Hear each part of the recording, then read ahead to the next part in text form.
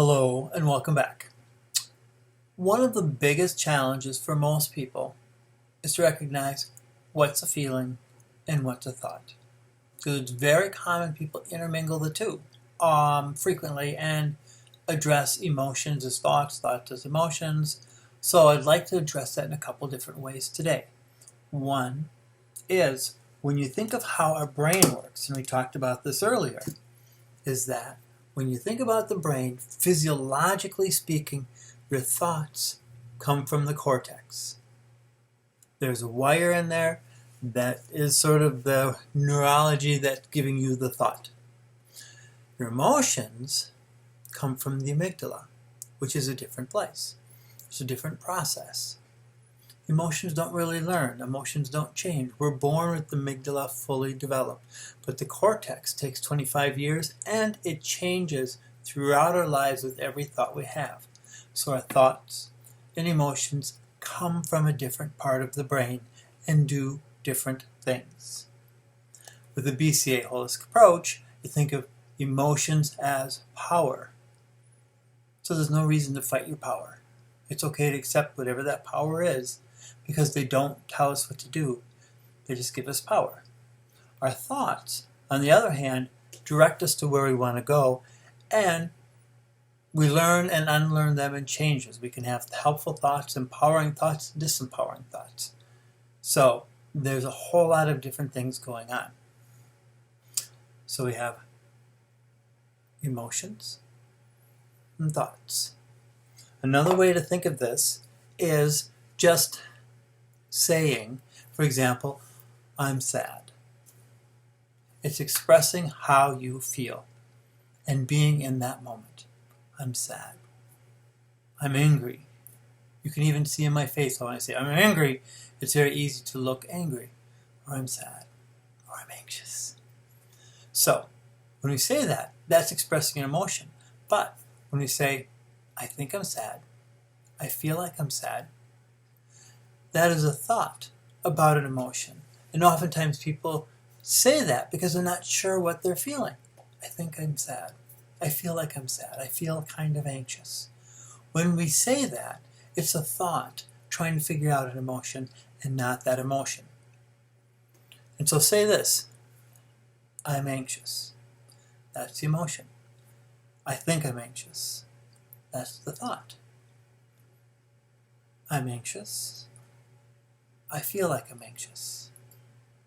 Oftentimes people struggle to see the difference between the two because they're kind of similar. But if I change it and say, I'm a guy, I think I'm a guy, makes a big difference now. When you say, I'm depressed, that's emotion. When you say, I think I'm depressed, it's a thought about emotion. So another way to think of this is oftentimes I have people come in and they say, I feel worthless. And I look at them and I go, I don't really know what that means. Because worthless isn't a feeling, it is a thought. So if you were to say, I feel sad because I failed a test and I think I am worthless, that makes sense to me. But when you say, I feel worthless, it kind of confuses the whole issue because it's okay to feel what you're feeling. But worthless isn't a feeling, it's a thought. So you're trying to accept a thought that really doesn't make you feel good. In fact, it makes you feel bad. But you don't want to challenge it because it's a feeling, but it's not a feeling, it's a thought. You see how that gets very confused. So here's the last way I would like to explain the difference between emotions and thoughts. And here I'm going to use an analogy, a car analogy. So if you imagine a car where the gasoline is your emotions and the tires are your behavior and the steering is your thoughts.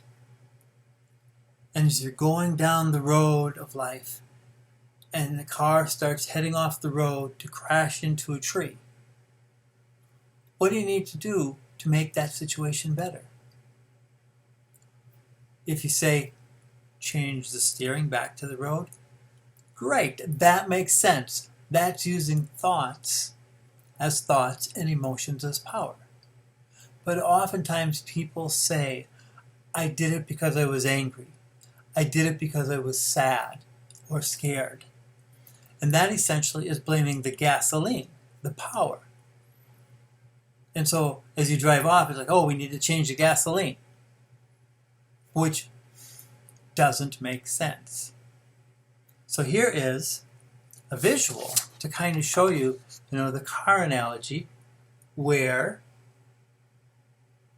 you have the gas tank, there's emotions, the tires is the behavior, and the steering is your thoughts. And when you say it this way, it's very clear to see there's a difference between what the gas does, what the steering does, and what the tires do. Another way to think about this is that emotions are universal.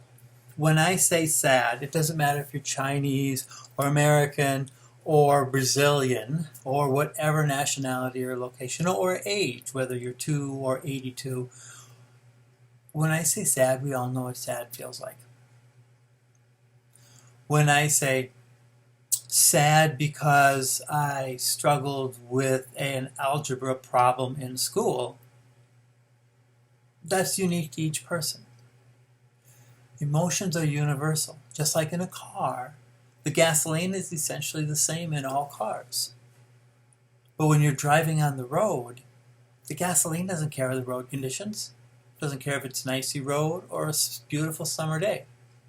But your steering does. When there's a curve in the road, your steering needs to know that and adjust. Whereas a gas tank could care less. Emotions don't learn. Emotions just give us power. And our steering is what we need to challenge and adjust as we go through and follow the roads that we want to be on. So hopefully this will give you some overview of really looking at, oh, that's an emotion. Oh, that's a thought. So recognizing all emotions just give us power without telling us what to do. And our thoughts give us direction and manage that power. So hopefully this makes sense. I look forward to talking to you soon. Thank you.